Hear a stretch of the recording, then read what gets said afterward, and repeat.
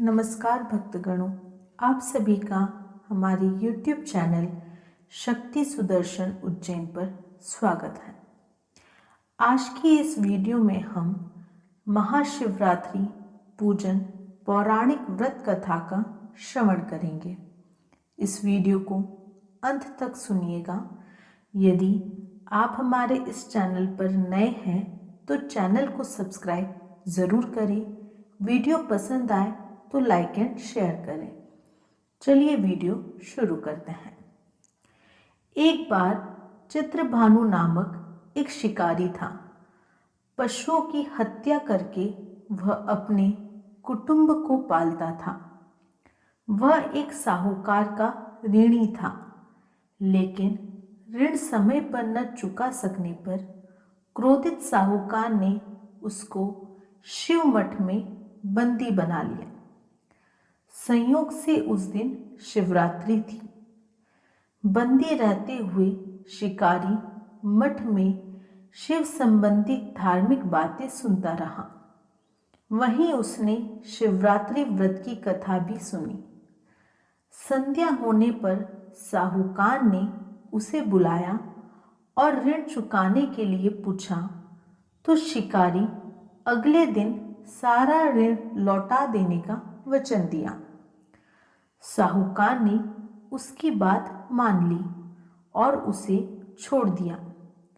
शिकारी जंगल में शिकार के लिए निकला, लेकिन दिन भर बंदी गृह में रहने के कारण भूख प्यास से व्याकुल था।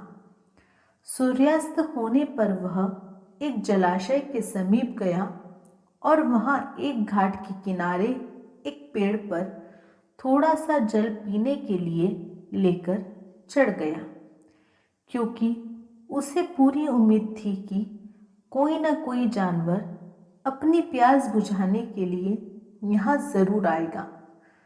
वह पेड़ बेलपत्र का था और उसी पेड़ के नीचे शिवलिंग भी था, जो सूखे बेलपत्रों से ढके होने के कारण दिखाई नहीं दे रहा था। शिकारी को उसका पता न चला। भूख और प्यास से थका वो उसी मचान पर बैठ गया। मचान बनाते समय उसने जो टहनियाँ तोड़ी वे संयोग से शिवलिंग पर गिरी। इस प्रकार दिन भर भूखे प्यासे शिकारी का व्रत भी हो गया और शिवलिंग पर बिलपत्र भी चढ़ गए। एक पहर रात्रि बीत जाने पर एक गर्भिणी मृगी तालाब पर पानी पीने पहुंची। शिकारी ने धनुष पर तीर चढ़ाकर ज्यों ही प्रत्यंचा खींची, उसके हाथ के धक्के से कुछ पत्ते एवं जल की कुछ बूंदें नीचे बने शिवलिंग पर गिरी और अनजाने में ही शिकारी की पहले प्रहर की पूजा हो गई।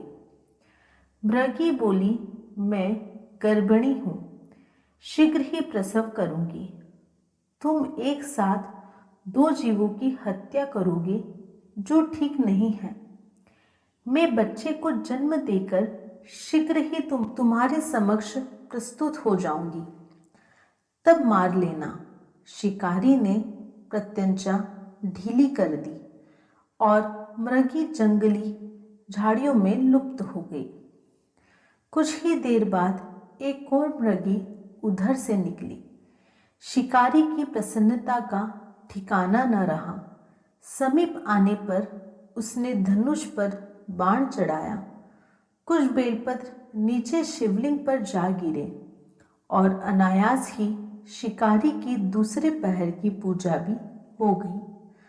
तब उसे देख मृगी ने विनम्रता पूर्वक निवेदन किया कि मैं थोड़ी देर पहले ऋतु से निवृत्त हुई हूँ, कामातुर विरहिणी हूँ, अपने प्रिय की खोज में भटक रही हूँ। मैं अपने पति से शीघ्र मिलकर तुम्हारे पास आ जाऊंगी। शिकारी ने उसे भी जाने दिया। 2 बार शिकार को खोकर वह चिंता में पड़ गया। रात्रि की आखिरी पहर बीत रही थी। तभी एक अन्य मृगी अपने बच्चों के साथ उधर से निकली। शिकारी धनुष पर तीर चढ़ाकर छोड़ने ही वाला था कि मृगी बोली, मैं इन बच्चों को इनके पिता के हवाले करके लौट आऊंगी। इस समय मुझे मत मारो। शिकारी हंसा और बोला, सामने आए शिकार को छोड़ दूं? मैं ऐसा मूर्ख नहीं। इससे पहले मैं 2 बार अपना शिकार खो चुका हूं। मेरे बच्चे भूख प्यास से तड़प रहे होंगे।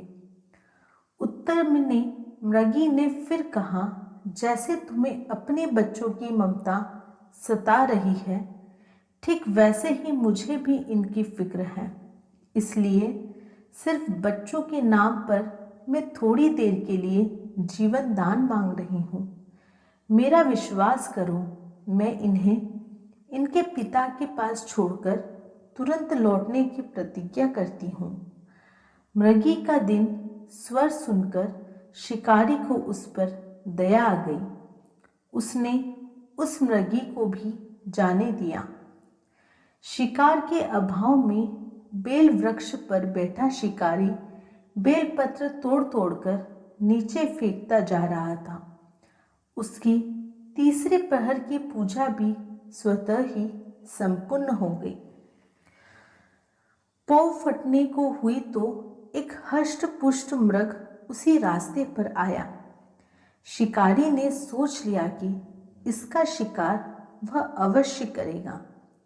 शिकारी की तनी प्रत्यंचा देखकर मृग विनीत स्वर में बोला, भाई, यदि तुमने मुझसे पूर्व आने वाली 3 मृगियों तथा छोटे छोटे बच्चों को मार डाला है, तो मुझे भी मारने में विलंब न करो, ताकि मुझे उनके वियोग में एक क्षण भी दुख न सहना पड़े।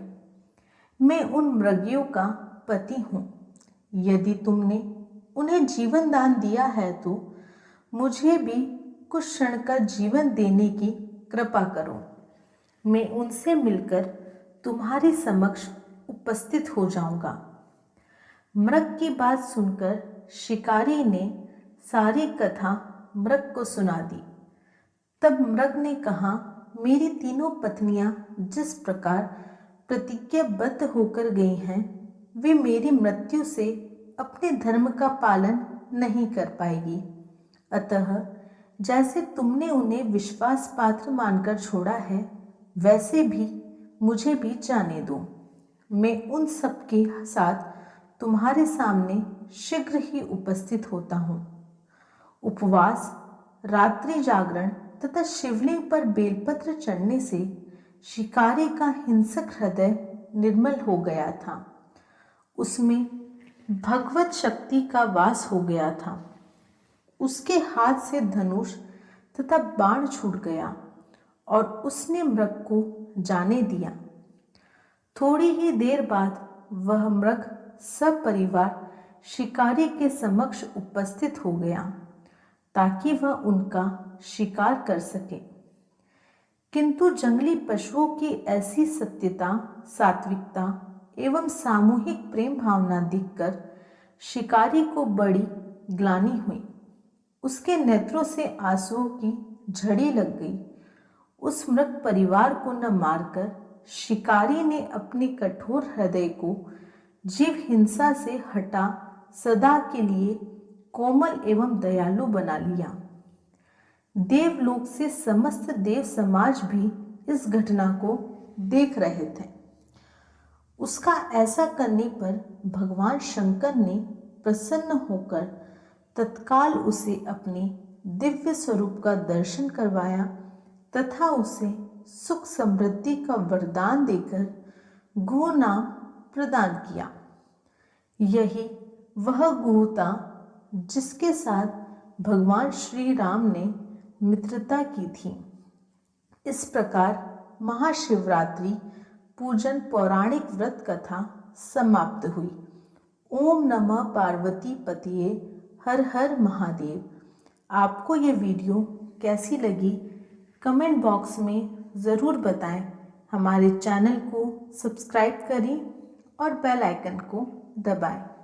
जय श्री महाकाल।